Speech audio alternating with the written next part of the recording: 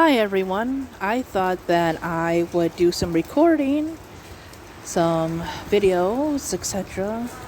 while I am doing some videos while I watch the rain. It's pretty nice and cool out right now and stuff. So I figured why not do a video? And this video is going to be a very hard video for me because I only get to pick 5 books, which I think that's a huge challenge, and anything booktube is just 5. But it's fun. It's fun to be challenged like that and everything. It really makes you think. So what I am doing is a tag that I believe its whole name was the 5 Perfect Books tag, Fight Me. And I definitely will defend these books as much as I can, because no matter what anybody says, I think they hold a lot of value. At least 2 of these will be YA. Maybe 3. We'll see. We'll see what my mind does. But at least 3 of them. Anyways, yes, the Perfect Books tag. The 5 Perfect Books tag. Created by Noah over at Everyone Who Reads It Must Converse. Great channel and great tag, so go check it out. And I guess I should start telling you my 5. So I'm not doing these in any special order because obviously you guys know what book would come first if we were going by absolute favorites. So I'm going to start out with probably the oldest and the one I read first. So at number 1, the perfect book that I have is The Giver by Lois Lowry.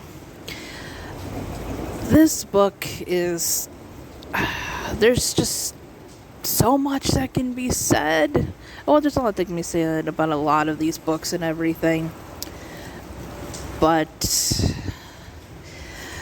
it packs such an emotional punch for something so small, and just really makes you appreciate things. And that's kind of what I appreciate about it.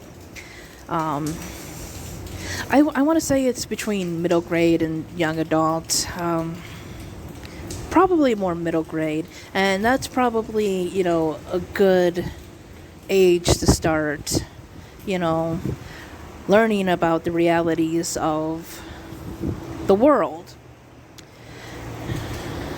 About, freedom and the freedom to choose, and what it would cost to have the perfect society.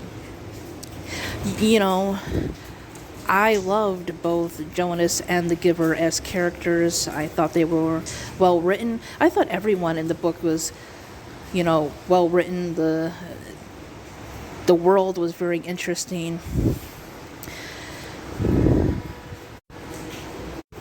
You have this world where everything is perfect. But of course it comes with, a price. You have a world where everything is laid out for you. There is no making the wrong choice because there is no choice. There's no choice in your spouse, no choice in your job, no choice in your children. There are literal birth mothers, people whose job it is in the community to have children for the family units.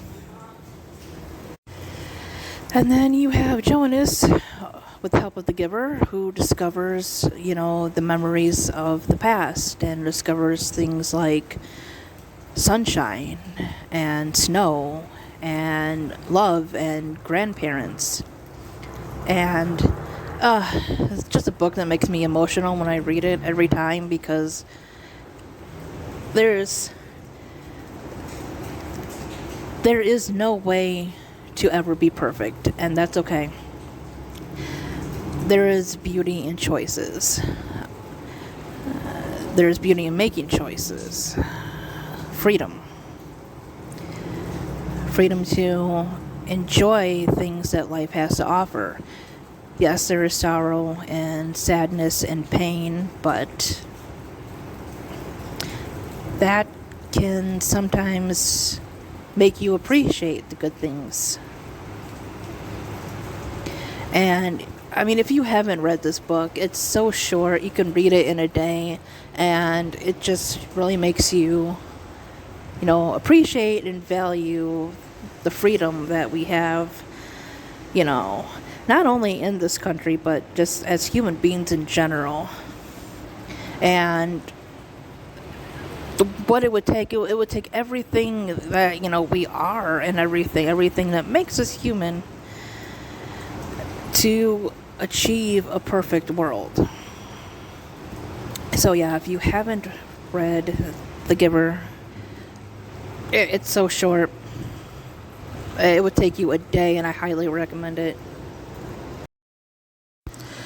And next we have a book that I seen the movie first, and the movie's pretty good. I actually like the adaptation. It's not as good as the book, but I think it did a fairly decent job. And then I decided to pick up the book, and I just completely fell in love with the story. It is dark, and the idea is horrifying, but it is beautifully written, and that is The Lovely Bones. Story of a girl whose life and innocence is taken by none other than her next door neighbor. And we watch as she tries to find her way through the afterlife and watches her family, fall apart, and this man that destroyed everything is just there without them knowing. They are looking for this girl. They are mourning for her. Their family is literally falling apart. And then this man is just living his life, his dark, evil, angry life. And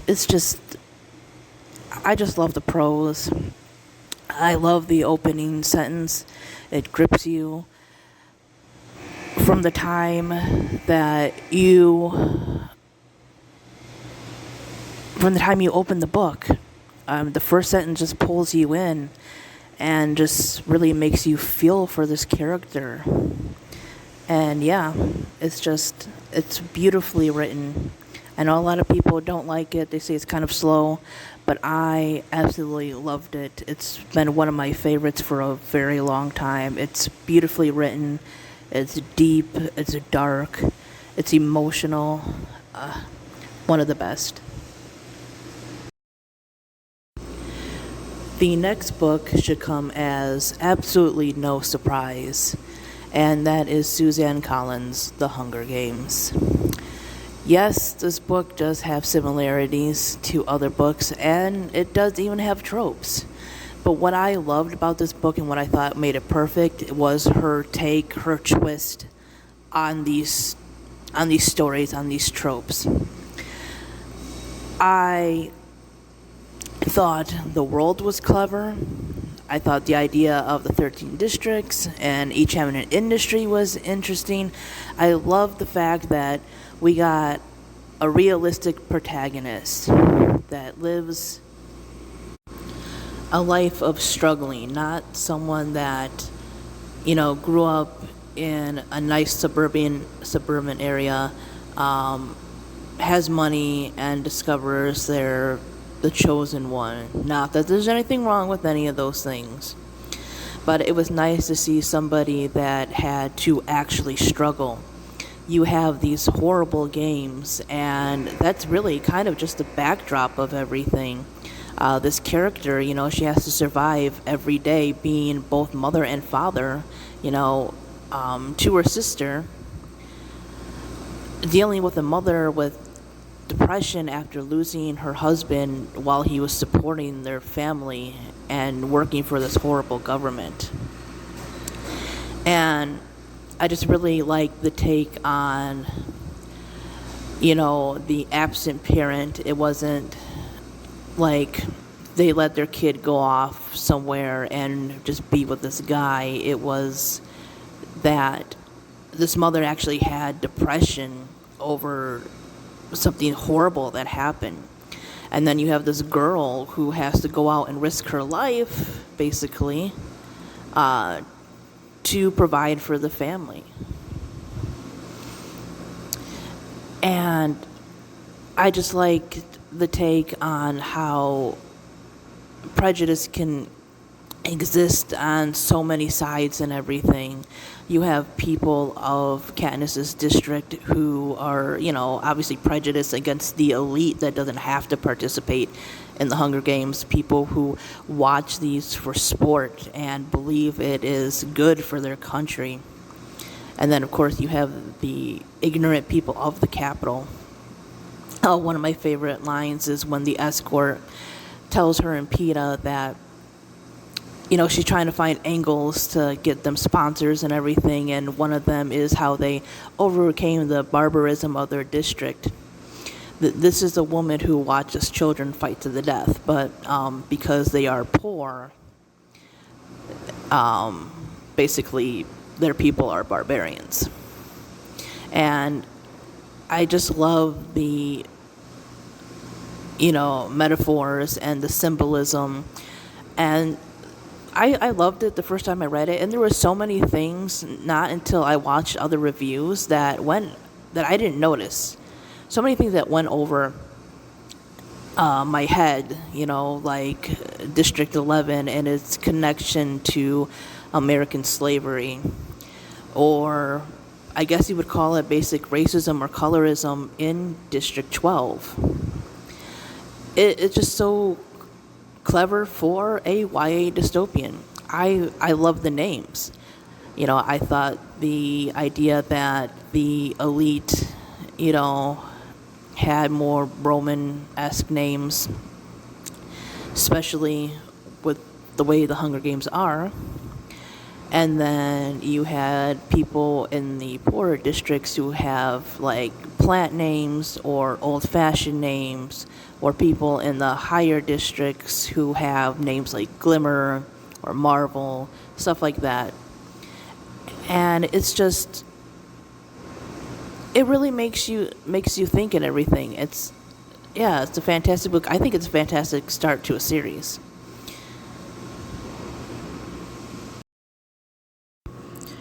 Next, we have Beauty Queens by Libba Bray. This was the book that really wanted me to check out more of her work, and I have The Diviner somewhere that I have to read yet, because Beauty Queens is a satire, and while I guess you could say it's aimed at women and girls, the main characters are beauty queens that crash on an island. And it's a comedy in some ways. It's very funny. But it's also serious in a way that brings up topics such as, women taking up space and being heard, and stuff like beauty standards and racism and colorism and LGBTQ plus issues. So it's very serious in some aspects of what it talks about, but it's also very funny. It has a fantastic balance. I love the cast of characters. I love that so many of them were their own individual person, with great characteristics, believability. And you just had these important issues with a comedy, background or, backdrop and everything. And I would say no matter who you are, just pick up this book. It'll make you think. It'll make you laugh. It's, in a way, adventurous, I guess you would say. It's just one of the best things I've read. And I mean, the cover is hilarious. But yeah, it's one of those books that literally has just about everything. Social issues, comedy, stuff about corporations, I guess you would say, because they're, part of teen dream, whatever kind of thing. It's kind of like an alternate reality in a way, I guess. So there's that too. Yeah. Beauty Queens is definitely a book that is perfect in a lot of ways, and it's not talked about enough. And finally, we have Catching Fire, because I couldn't just put one book in this trilogy on this list. Oh my god. It was between this and Mockingjay, and they're both, the whole thing is perfect in so many different ways, but Catching Fire, it just continues with that fantastic symbolism and metaphors. Many say that the Victory Tour, to them, is a representation of how we treat, veterans after war, or just people who've been through it in general. And, how we kind of celebrate it, and really, humanity kind of celebrates violence and war, but yet we ignore the pleas for it to stop. We don't do things to better ourselves as humans. We just kind of celebrate that violence and just mourn for a while. And, it continues what happens, the effects that it has on families and children, and how people are just sometimes oblivious to this kind of thing. That, much like, the first book in Hunger Games, that they're just sometimes just people on TV, or people that you just celebrate for a little while and then you just kind of move on. There's a whole banquet scene which, is about people and the wasting of food while other people battle starvation. And, I think it's maybe even just an American thing, or, a thing of developed countries, because there's a lot of people here that are even sometimes middle and lower class that I've seen waste food. And that's kind of a privileged thing that we have here in the States. Not saying that people here don't suffer and stuff, but we have some opportunities such as food shelves and homeless shelters that some other places don't have. And I don't know if Collins was just pointing out at the wealthy, or just the privilege of being an American, being a person in the United States in general. That maybe we get away with wasting more things than some other people have. And of course, you have people within the country, such as more wealthier people, who sometimes really don't have to think about it, even more so than some other people. And I am convinced, I haven't read anything where she comes outright and says it, but I am convinced that that scene, sorry, it's a spoiler, but not really a spoiler, because it doesn't really change anything too much, but that scene where PETA talks about, or says that, she's pregnant and everything, and, the Capitol's, in an uproar and everything, I am convinced that's about hypocritical pro-lifers. Because, you have the games that people are fine with 12-year-olds going into, but the moment your victor is pregnant and going back in, you don't like it. So, yeah, I think that goes back to the whole, they're just people on TV versus real people, and I think that's definitely about the pro-life movement. Not that all pro-lifers are hypocrites or don't mean what they say, but I have heard the same people who would have been against stuff like abortion perfectly fine with, attacking countries that have live children in it. And it's like, well, they attacked us first, they'll say. But that doesn't, make it right, obviously. But anyways, Obviously, Catching Fire here is my longest one. But yeah, those are the 5 perfect books. Anyways, thanks for watching, guys. Bye-bye.